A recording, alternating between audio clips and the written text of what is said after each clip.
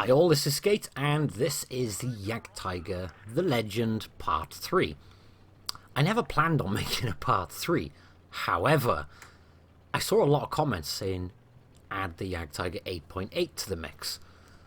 So, well, here we are with the Jagdtiger 8.8, and we're doing a Part 3. I've already done the Jagdtiger 8.8 video not too long ago, when it had the new 10.5 gun fitted. But I do really enjoy playing this big German behemoth. So when I saw a fair few comments saying add it to the mix, I had no objection to that. Especially as 90% of the things in the last two videos about the Tier 9 Pt3 Jagdtiger do apply to the playstyle of this tank, except there are a few small variations. I mean, two key notable things about the front of this tank compared to the Tier 9 one. This thing has 7 degrees of gun depression instead of 8 degrees of gun depression, which means you can't put it in as many positions. You need to try and be strategic with your positions. On top of that, you can't use the gun depression to increase your effective thickness as well. That being said, in this thing you are fighting Tier 7 to Tier 9 vehicles, not Tier 8 to Tier 10. That goes a long way. So you've lost that extra little bit of gun depression, which means your effective thickness isn't as much. On top of that, the gun mantlet on this thing isn't as big as it is on the Tier 9, which means there's more 250mm armor to shoot at on this than there is on the Tier 9. Again, both those things, especially when you think it's been dropped down a tier, are very negligible. Where we start to see big differences is in the gun. Now this 10.5 they added, as I mentioned in my previous video I did on this tank, it's phenomenal. I really like this gun. Still kind of bugs me that this is called a Jagdtiger 8.8 and it's running around with a 10.5mm gun, but it works, and it works well. So, Jagdtiger, Tier 9 has outrageous DPM, and it has 0.299 accuracy. This thing has 3200 DPM, a tier lower. So it still has very respectable DPM, not as outrageous, but it's still very good. On top of that, it has better accuracy. The accuracy on this thing is 0.29 instead of 0.299. And of course, instead of packing 460 alpha shots, with this 10.5 you're packing 310 alpha shots. But you have a second quicker reload on this thing than you do on the Big Brother. Now that's something that can work to your advantage, because with 5.9 second reload you can track things very well, and as soon as their tracks are back up you're pretty much on the point of being finished on your reload, and you can then take the track off again. Fully equipped, your aim time goes down to 1.79 seconds. Combine that with a 0.29 accuracy and this thing sings on a ridgeline. It really does. So it does lack the DPM. Not tremendously, though, when you think about it. You've dropped a tier and you dropped 700 DPM. It's I'm not complaining about that, especially as when you're dealing with things like tier 7s, your armor is 10 times better. You're going to produce a shed ton more bounces. And as I mentioned already, because it plays pretty much in a similar fashion to... No, it's not even similar. It's the same, except for 7 or 8 degrees of gun depression. The playstyle is exactly the same, pretty much. And I enjoy using that gun depression and manipulating that to your advantage. So everything in the previous two videos pretty much applies to the playstyle on this. So in the first one I focused more on the armor and how I like to play with the armor to your advantage, which you'll see me do on this one, just like on the part 2, but the part 2 then I focused more on... I believe it was more about the gun and the setup in that aspect. And then part 3, being as I'm using the 8.8, I thought, well, I'll put some clips in which can show something beneficial to both tanks. Because let's be fair, we can't always sit ourselves up on a ridgeline and just keep ourselves in a nice stronghold position. Sometimes the battle doesn't go that way, sometimes it doesn't allow it to go that way. And sometimes you have to leave your position to help one of your few remaining friendlies. So from that perspective, you do have to play the close range game, well, more often than you want to sometimes.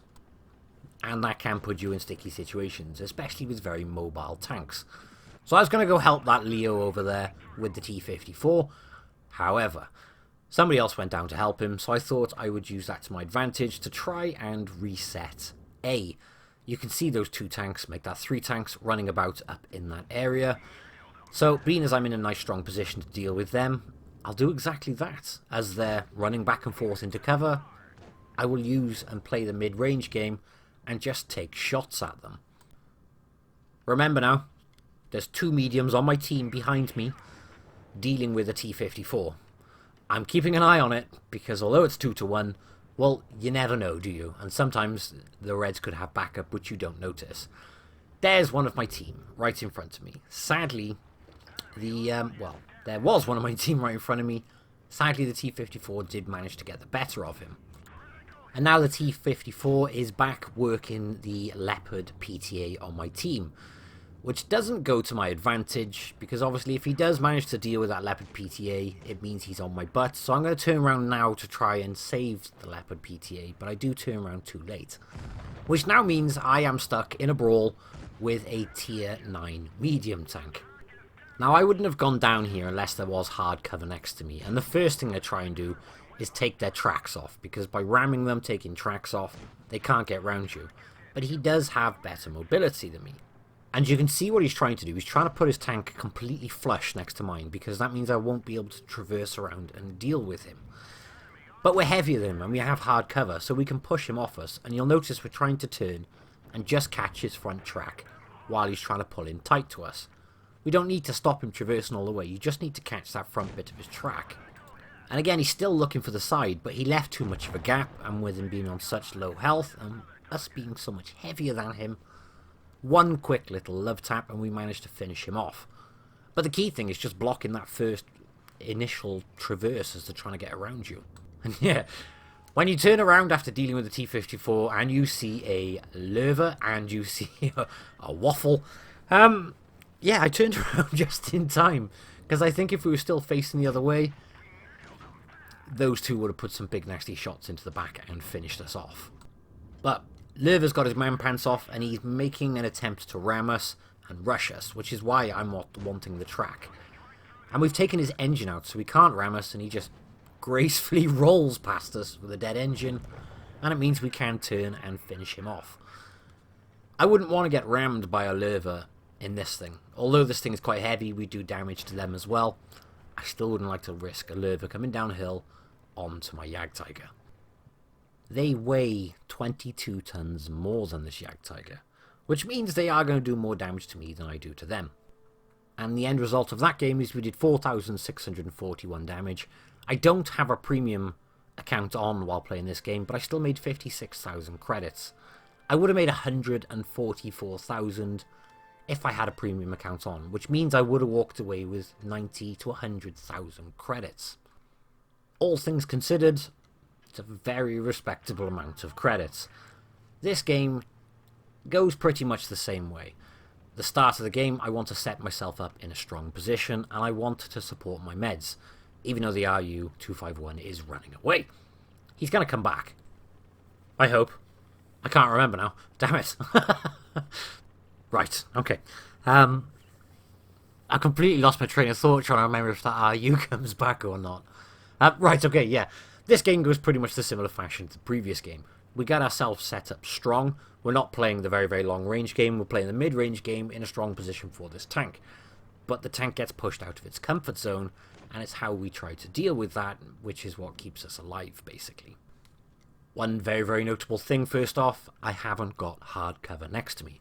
However, there is friendlies in between them, and by the time those Reds manage to get to me, in theory, I can back it up to the rocks behind me. And thanks, Tiger 2. Does anyone else get frustrated when people do that? They can quite clearly see your tank, and they just park directly in front of you. It really annoys me. And you end up spending the entire rest of the match being cautious as to what they're doing, just in case they do it again, or they do it even worse and block you from behind. Granted, sometimes it's a simple error, we've all done it. However, you still pay attention to that person and just to be on the safe side, because the last thing you want is to waste potentially a very valuable shot in finishing off a tank or knocking the tank down to one shot, and that can alter the course of the game. So all in all, it can be a simple mistake, someone could do it not noticing. On the other hand, if you do it and you don't care, stop blocking your teammates. It's really annoying. No, seriously. Stop it. It's not cool. Right. I decided I'm going to push up at this point, and the reason I wanted to push up is because I know there's a tortoise then providing support fire. However, as soon as I did that, all of the reds appeared. One of which being an ISU. But we angled it just enough, and we got lucky, and it went into the track. And that's one of the other things with this tank. You may not be able to get the lower areas, your lower regions. Check out this shot, by the way, on the tortoise. Yeah, 0.29 accuracy. Yeah, you may not be able to hide your lower regions like your lower plate, but angling up quite aggressively really does increase the chance of someone hitting the side of your tank or being absorbed into your track. Granted, it doesn't work all of the time. However, if you don't do it, you have 0 chance of bouncing that shot. If you do it, you vastly improve your chances. So it's always worth trying to angle up the best you can. So I'm trying to get myself back into a position where I can be effective. In this position, I would be effective in the tier 9. However, I don't have enough gun depression to be in this position without exposing my lower plate. Now here's a mistake I made. He's low health, I needed to guarantee the kill, and I shot APCR. That was wrong of me, and the reason being is APCR has worse normalization in comparison to AP. So from the circumstance, it would have been more reliable for me to finish him off with an AP shot, or hell, I could have even tried a HE. But yeah, in hindsight, and straight after I fired that shot in fact, I just thought, bad move. This time, however, he pokes a little bit further forward, and we can shoot the flat of his turret just next to his gun. Now, we're in a 2-on-3 situation. I don't want to crest the ridge because that happens, and it's a bad move. What I'm doing is reversing back, not to abandon my team buddy, but to get my tank in a stronger position, because as soon as I've gone back, I've gone straight round the corner to try and help. But lower down like this, I'm hiding my lower plate. Hence the bounce. You'll also notice I'm ignoring that E50 because what I'm trying to do is help my friendly who's on very, very low health and try and get a couple more shots into the IS-5 to weaken him or finish him. Sadly, I bounced off the back of his turret, and now we have an E50 at very, very close range. And you'll notice I overturned in preparation for him going that way, and he reversed back. And now I'm trying to close the gap so he can't get any gun depression to get my lower plate. Also, with the wiggle, we just managed to clinch a bounce. And remember what I said? If I didn't wiggle at all, or I didn't try and hide the lower plate, then yeah, he's guaranteed to pen me then. If I at least try, then it highly increases the chance. Now it's just me versus an IS-5, and I've got no idea where that IS-5 is. However, logic says he's going to come from someplace there. No, logic says he can't flank over the entire map, so he's either going to come head first, or he's going to go try round that mound. Backing up and using the E50M to hide the vast majority of my hull, of my tank, puts me in a very, very strong position. He's got to come around the corner, he's got to try and aim for things. I've just got to point in his general direction. Also, again, something I noticed in hindsight, probably a bad move for the IS-5 to be coming over the ridge. He doesn't have the gun depression to come over the ridge and do it that way. In fact, if he went round the mound, he may have had better success. We're still hidden behind the E50, which gave us the advantage, but still, he wouldn't have been able to get a shot off from up there anyway because of the lack of gun depression. By the end of that one, though, we did 4,138 damage, and we have 210,000 credits profit. That's a very nice figure, but 125,000 of that came from a mission. All in all, credits-wise, same as I mentioned in the previous 8.8 video, it's not bad. With this 10.5 on, it doesn't make the credits like the 8.8 gun does on the Jagdtiger. And it's not lurva territory of credit making, but it will provide you a very nice supply of credits nonetheless. But I don't play this tank for credits. I play this tank because I think it's an absolute monster. I think it's very good fun. If it's not being played correctly, it's easily taken out though. But when it is being played correctly, it's just... Well, you can say that about any tank, but when this is in a good, strong position, using its gun depression and just working that gun with the great accuracy, it's just a machine. But yeah, that's it for this video. I hope you've enjoyed it. Thank you all for watching, and I will catch you in the next one. Bye-bye.